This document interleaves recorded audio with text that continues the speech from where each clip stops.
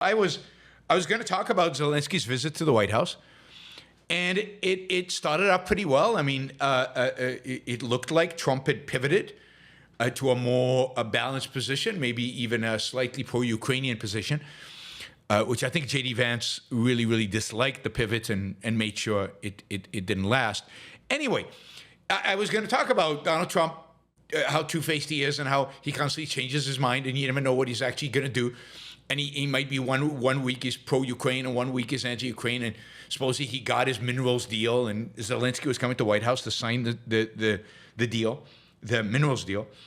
And Trump went out and met Zelensky when his car drove up, something I don't think he did for Macron.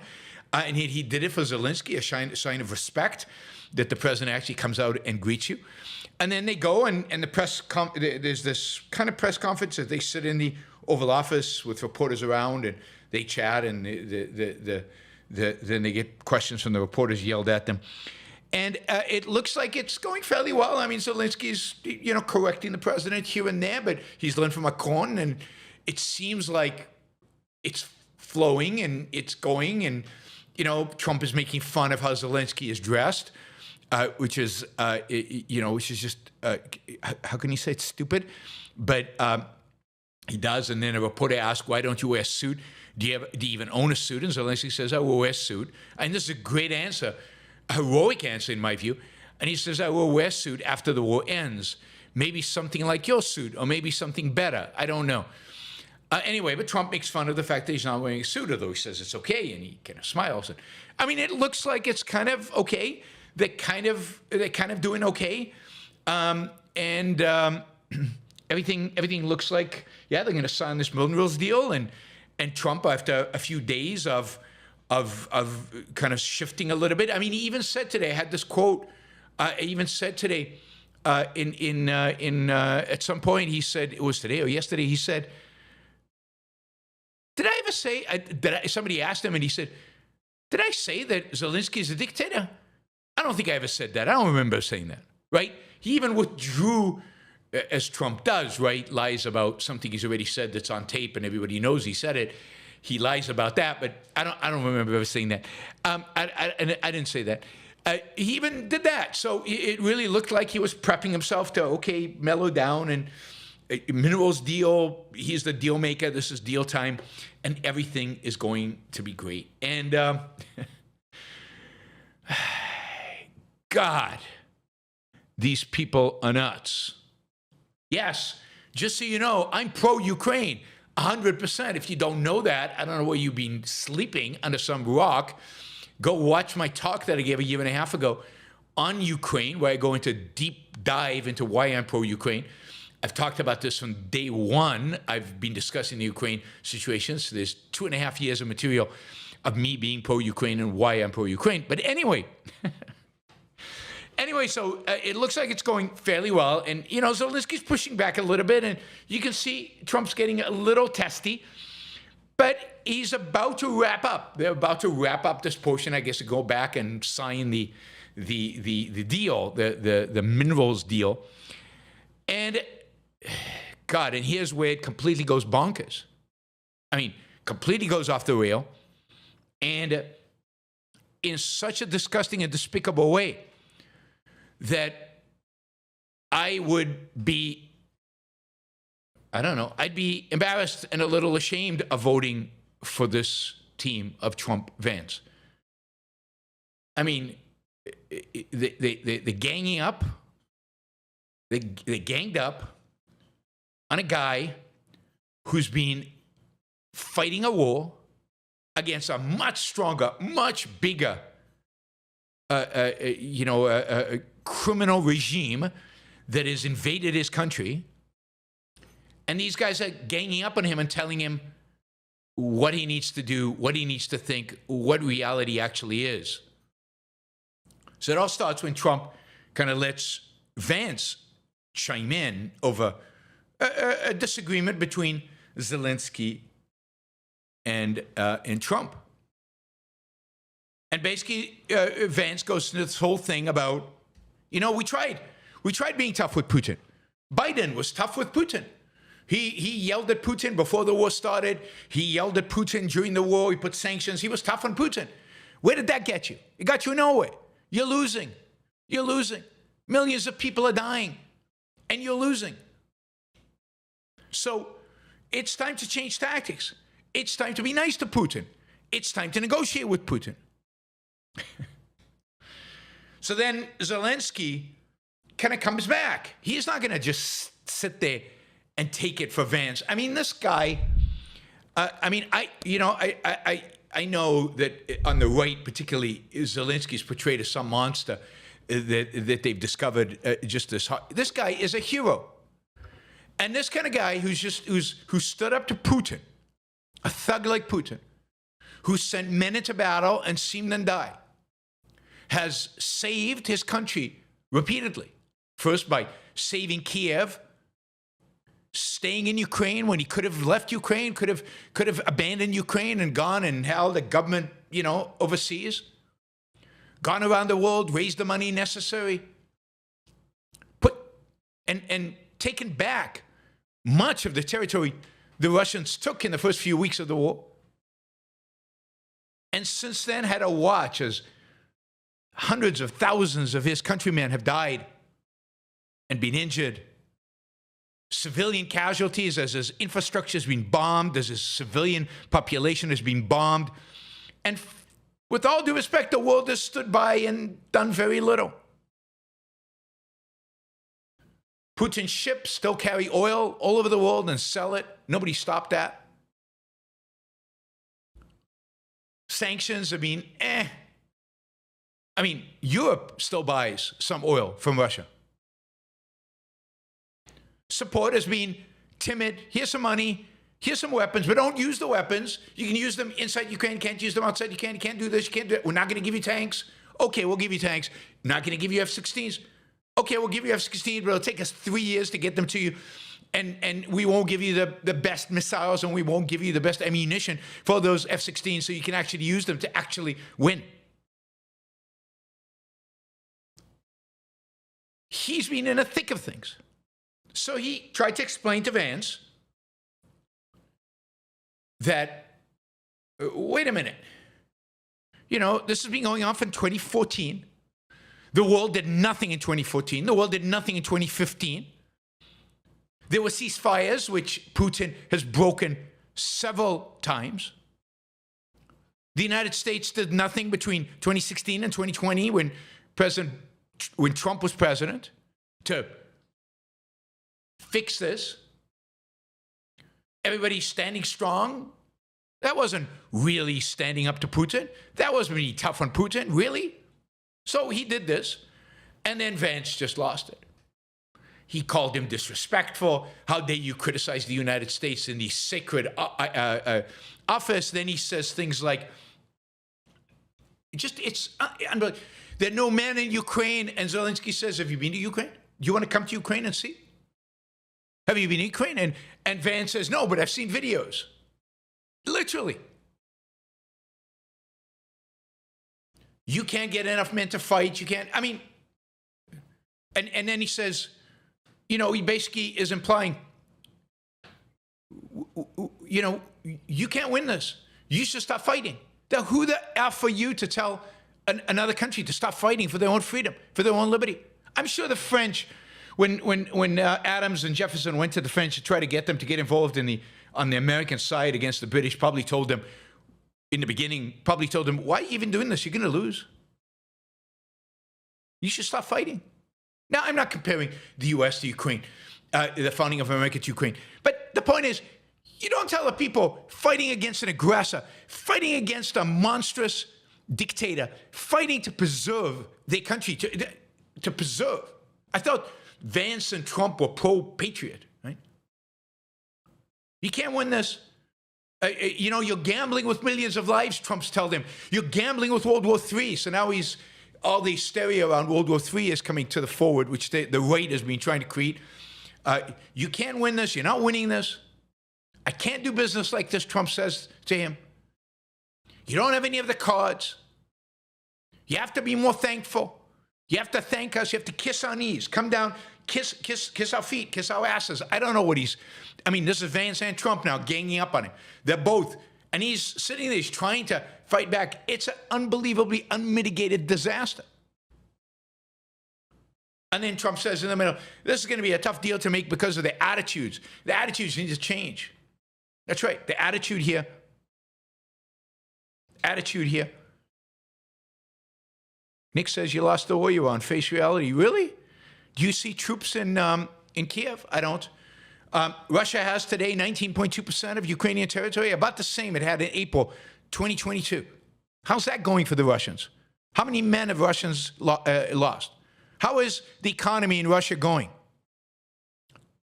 20%, 15% inflation, 20+% interest rates, 9-point-something% of GDP of Russia now is defense spending. How's that going for the Russians? Yes, Ukraine, without the military support that it needs, that it should have gotten from the West, cannot win this. It can bleed the Russian until maybe it becomes so painful for Russia that it has to stop. With proper support from the West, Ukraine can kick the Russians back to Moscow.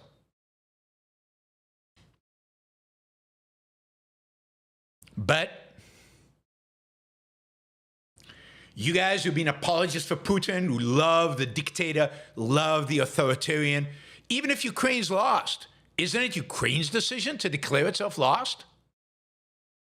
It's America gets to decide for other countries when they win and when they lose? America gets to decide when a country should surrender? I wish I was in that room to defend him. I would never, you know, why would I ever go in a room like that? I mean, poor Zelensky. As it is, in my view, I'll take Zelensky over Trump, Vance, any day. In any kind of rough and tumble. You want a war president? I'll take Zelensky 1,000 times over Trump and Vance. Yeah, might makes right. That's the morality of you, Nick. You can have that morality. You can go and stuff that morality, right? Might makes right is not morality. Might makes right is evil. You want to make America evil? Make America evil for the first time. Trump is moving in that direction. He's quite good at this. Anyway, right after the meeting, President Trump posts on his social media. He says it's a statement from President Donald Trump. Quote, we had a very meaningful meeting in the White House today. Much was learned that could never be understood without conversation under such fire and pressure. You think this is fire and pressure? Go be in Kiev as Russian special forces are trying to find a way to assassinate you. You want to be under fire and pressure? Be in Kiev as Russian troops seem to be surrounding the city and refuse to evacuate. You stay there in order to manage the fight. Want to be under pressure? Rally the Ukrainian people to fight against a much larger, much better equipped Russian army. He thinks this is under fire? He should debate me sometimes. Pathetic. It's amazing, this says Trump. It's amazing what comes through emotion. Yeah, it is. And I have determined that President Zelensky is not ready for peace if America is involved, because he feels our involvement gives him a big advantage in negotiations. That doesn't make any sense. But anyway, that's Trump logic. Now, I think Zelensky is not ready for peace. I don't think Ukraine is ready for peace. I don't think peace should be or is on the table. One of the things I was going to mention as Trump was cozying up to Zelensky is that Putin has basically made clear over the last 2 weeks that he has no interest in peace. He has no interest in a ceasefire. He has no interest in a deal. Trump keeps on. I don't take advantage. I want peace. He disrespected the United States of America and its cherished Oval Office. He can come back when he is ready for peace. Well, the person who disrespected the Oval Office was Trump and Vance. They disrespected the Oval Office. They were the one that picked the fight. They were the ones who created this. They were the ones who disrespected a president in the midst of a war, an ally in the midst of a war with an enemy of the United States. They should be ashamed. They should go find some place and, bury themselves out of shame.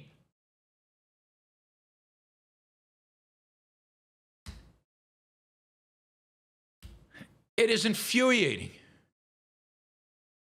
that this is what has become of the United States of America. This is what has become of American foreign policy. You could see, poor Rubio was sitting in the audience, and you could just see him sinking in his chair, sinking. Rubio, in some part of his brain that hasn't yet been shut down by Trump zombie syndrome, as many of the people in this chat's brain has been shut down by Trump zombie syndrome. Marco Rubio has a portion of the brain that hasn't been shut down, realized what was going on and what a betrayal this was to American values, to American principles, a country fighting for its freedom against an authoritarian thug who hates America and who wants control over Europe. Our allies, is treated this way in the Oval Office, is ambushed by the President of the United States and his Vice President. Just unthinkable behavior, beneath contempt. If the President wants to withdraw funding from Ukraine, so be it. This kind of treatment is worse.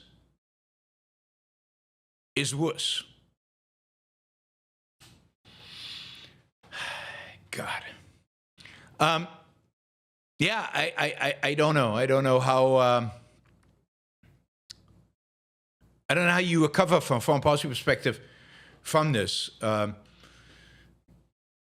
Here's Garry Kasparov, who I have a lot of respect for, the great Russian chess champion and critic of Putin for what, 20 years now?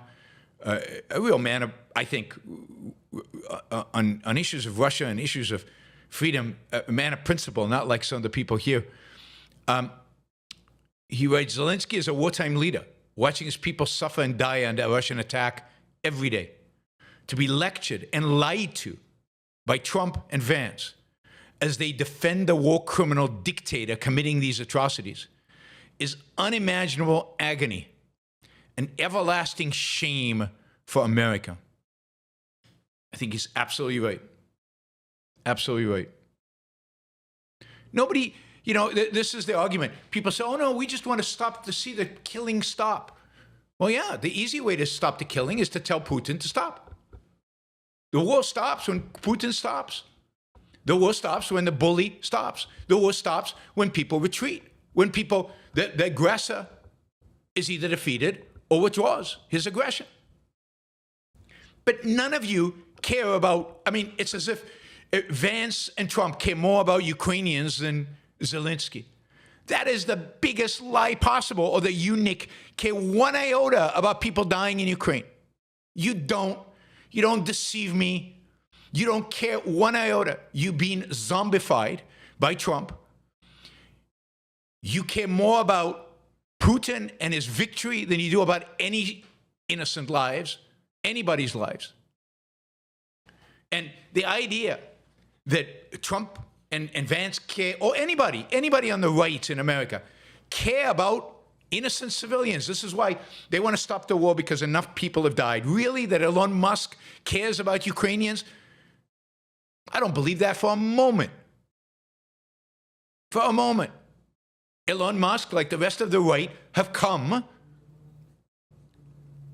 to the conclusion that Putin is the good guy. And they want to find an elegant way to solve this without actually having to admit to the American people that Putin is the good guy. You guys pretend to care. Yeah, right. Have you ever been to Ukraine?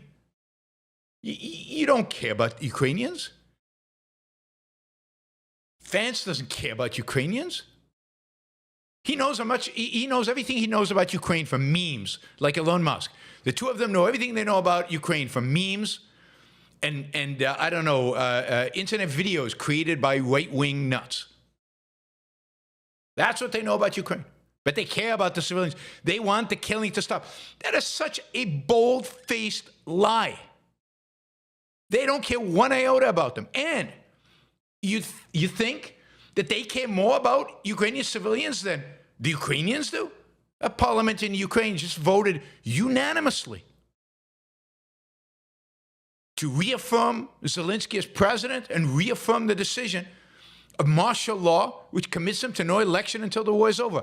A parliament, even the entire opposition, and there's a vast opposition in Ukraine, people who don't like Zelensky, voted for it. But no, they don't care. They don't care about Ukrainian civilians dying. The only people who care about Ukrainian civilians dying are the right-wing, American right-wingers. Zelensky, Vance, Trump, and Elon Musk. They're the ones who care about Ukrainians. Nobody else does. What a frigging lie. What a deception. What out-and-out fraud against the American people. Just say it. You want to suck up to Putin? There's a lot to be gained by sucking up to Putin. You really believe Putin represents Western civilization, you and Jordan Peterson.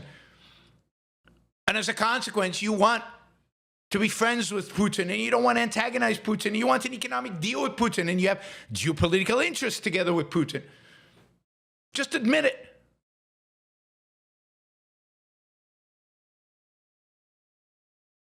But look, there's an easy way to tell who the good guys here and who the bad guys are. And America should support the good guys, even if the good guys are losing. America should support them, at least morally, even if they're losing. You look at the kind of country they have. And Putin is a dictator. There's no criticizing Putin. When people go out into the streets in Russia to demonstrate against the war, they get arrested and thrown in jail. There is no press, any semblance of free press in Russia. Putin is brutal. All the wealth in Russia is in the hands of a few oligarchs. Now, Ukraine is no bastion of liberty and freedom, but it's moving in the right direction. It's moving towards the West. Its people want to be Western. Nick doesn't want people to die over land. You don't care one iota about people. You don't care one iota about people. You don't want people to die about the land. If Russia invades Alaska tomorrow, you don't want people to die about the land, so just hand Alaska to Russia. That's okay. People shouldn't die over land. This is what happens when people get mindless. They don't care about humanity. They don't care about freedom. They don't care. What they care about is appeasing the powers to be. They care about their strong men and making sure to mimic the strong men. Yes, this is always what they say. You go fight then, says Nick. I've done my fighting. I don't know if you have, Nick, but I have. I've been in war. I don't think you have, by the way you're expressing yourself. I don't want to fight for Ukraine.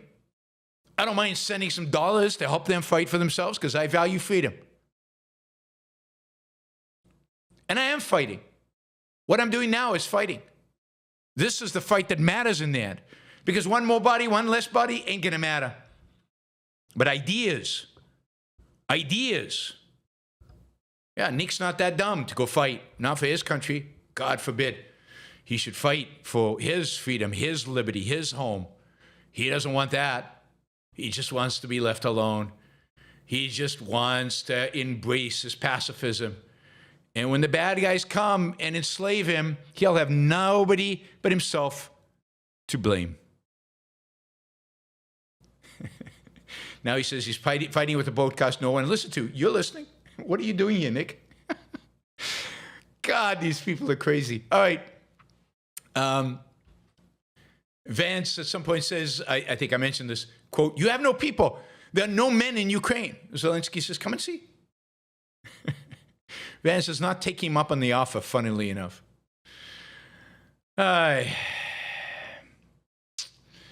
Trump says, "You either make a deal or we are out." There we go. I think they're out. And I'm with Cliff Asness. Cliff tweets, "If it came down to a fight, I'll take the guy on the left, Zelensky, versus both at once." I'm with Cliff. The ambassador of Ukraine looks completely dejected and depressed. So does poor Marco Rubio. But a shameful day for the United States. Mightiest country in the world, strongest economy in the world, strongest military force in the world, has the capacity to really sway things one way or the other on a global scale. The most powerful politician in the world, and they gang up on a guy who spent the last 3 years trying desperately to defend his country from a monster. And the best of the United States of America, the land of the free, the home of the brave, the shining city on the hill can do, is gang up on him and try to make him look small and try to convince him that he needs them. President of Poland, on the other hand, Donald Tusk, who is Donald Tusk is not the president. Donald Tusk is the prime minister of Poland, on the other hand. Immediately at the end of the press conference, tweets to Zelensky, "Dear Zelensky, dear Ukrainian friends, you are not alone." So at least you have Poland on your side, because you know what? Poland still has a sense of who the good guys and who the bad guys are in the world. Poland still has a sense of decency. This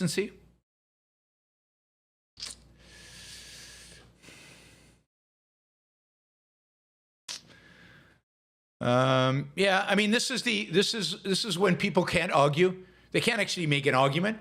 So what they do, and you'll see this all over Twitter, all over argumentation, and all over my thread, is if you like Ukraine so much, go fight with them. What's the one got to do with the other? It's a completely change of topic. It shows intellectual weakness.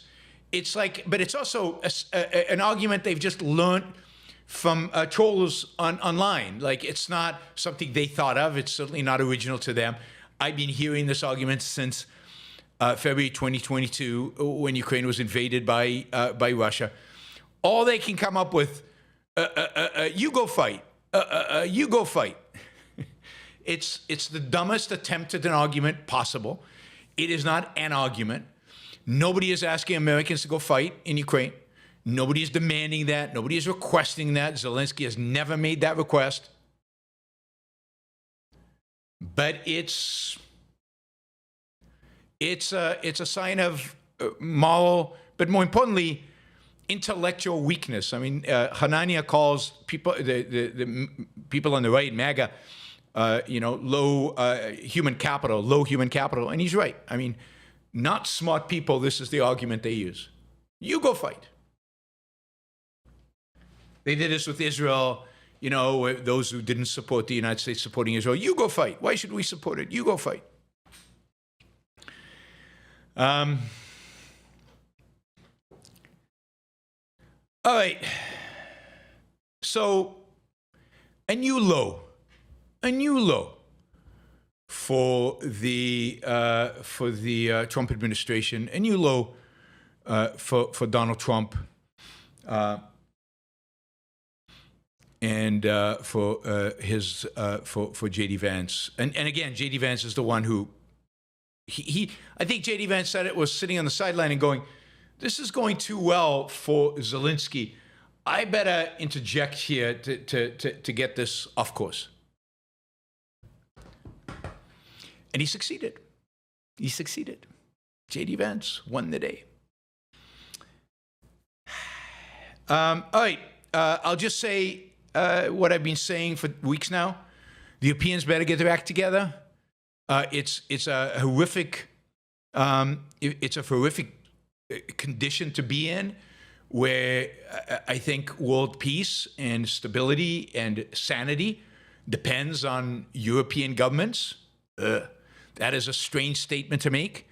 But now that the United States is lost with this current president, I think it really is up to the Europeans. I mean, they really need to take this seriously. They really need they need an economic boost. They could get that easily by massive deregulation in energy, but really across the board in business formation. They would, and then they need to invest in a European-wide military force. And whether they will do that, I am skeptical. Probably not, but it's in their backyard.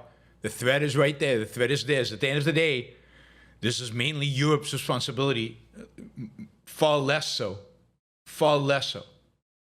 a responsibility of the United States.